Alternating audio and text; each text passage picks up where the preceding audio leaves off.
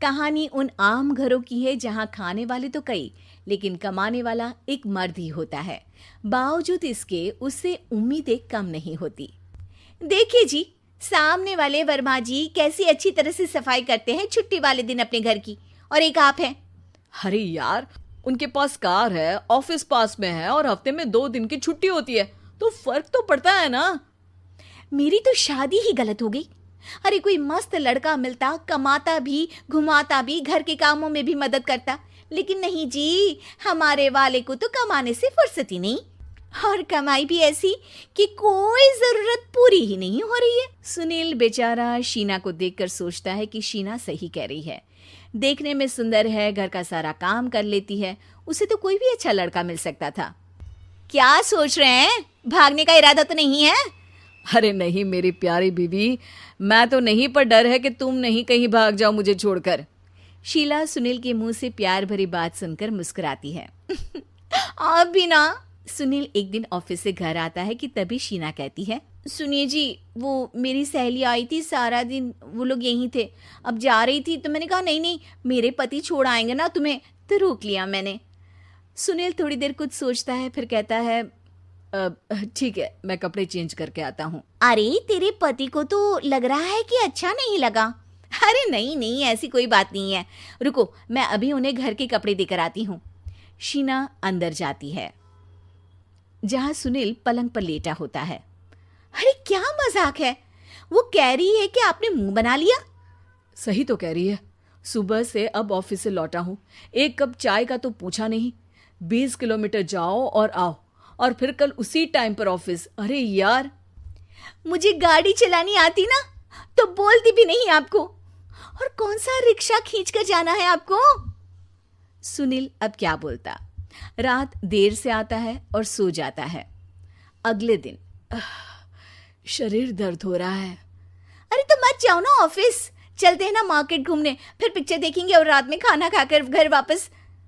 सुनील जब सारे दिन की थकान वाला शेड्यूल सुनता है तो वो सीधे सीधे ऑफिस के लिए तैयार हो जाता है। अब आए दिन शीना की डिमांड बढ़ती ही चली जाती है और सुनील उसको पूरा भी करता। लेकिन एक दिन, ए जी मेरा भाई आ रहा है, उसे 2 लाख रुपए की जरूरत है।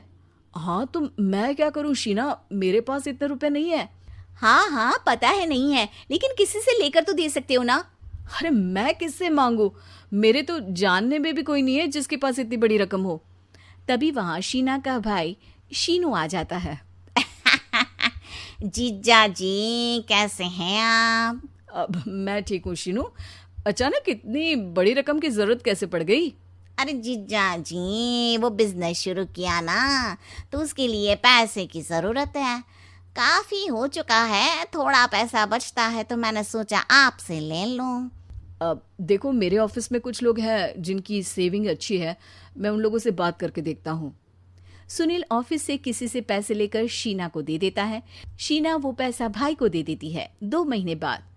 अरे यार शीना, वो ऑफिस वाला आदमी अपने पैसे मांग रहा है, कैसे दूं? अपने भाई से बोलो ना पैसे दे दे।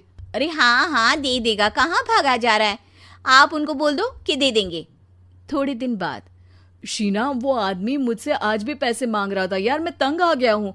ऑफिस जाते ही सामने उसका चेहरा दिखता है, क्या बोलूं, बार बार पैसे मांगता है। अच्छा मैं शीनू को फ़ोन लगाती हूँ, बात करके देखती हूँ। शीना भाई को फ़ोन करती है लेकिन वो फ़ोन उठाता ही नहीं। लगता है भाई कहीं ऐसी जगह है जहाँ नेटवर्क की समस्या होगी। सुनील अगले दिन दोपहर को ही घर आ जाता है। उसका चेहरा उतरा और परेशान सा होता है। वो रोने लगता है। अरे क्या हुआ जी? आप इतना परेशान क्यों हैं? सब ठीक तो है ना? अरे नहीं शीना, कुछ ठीक नहीं है, मैं ठीक नहीं हूँ। तुम्हारे भाई के लिए मैंने जो पैसे लिए थे, उस आदमी ने आज भरे ऑफिस में सबके सामने मेरी बेइज्जती कर दी। सबके सामने आज मैं कर्जदार बनकर खड़ा था। मैंने हर वो प्रयास किया घर चलाने के लिए जो मैं कर सकता था, लेकिन अब नहीं होगा। वो फिर रोने लगता है। अरे आप तो औरतों की तरह रो रहे हैं, मर्द हैं आप। क्यों, आदमी के सीने में दिल नहीं होता, या फिर वो इंसान नहीं मशीन होता है? अरे मैं थक चुका हूँ शीना, तुम समझती क्यों नहीं? मैं भी शारीरिक और मानसिक रूप से थकता हूँ, मैं भी आराम करना चाहता हूँ, सुकून चाहता हूँ। मैं अब कुछ नहीं कर सकता। कुछ नहीं। वो बैठ जाता है। शीना पति को हैरान परेशान देखकर चुप हो जाती है। अगले दिन, सुनिए, ये लीजिए 2 लाख रुपये, उस आदमी को दे दीजिए और बोल दीजिए कि आज के बाद किसी को पैसे के लिए बेइज्जत ना करे। सुनील पैसे देखकर राहत की सांस लेता है। अरे शीना, तुमने तो मेरा बहुत बड़ा काम कर दिया। अब मैं शान से ऑफिस जा सकता हूँ। लेकिन ये पैसे आए कहाँ से? ये पैसे मैंने अपने गहनों को गिरवी रख कर लिया है। तुम ठीक रहो, निश्चिंत रहो, मैं बस यही चाहती हूँ। मुझे माफ़ करना, पर अब मैं समझ चुकी हूँ कि मर्द को भी दर्द होता है।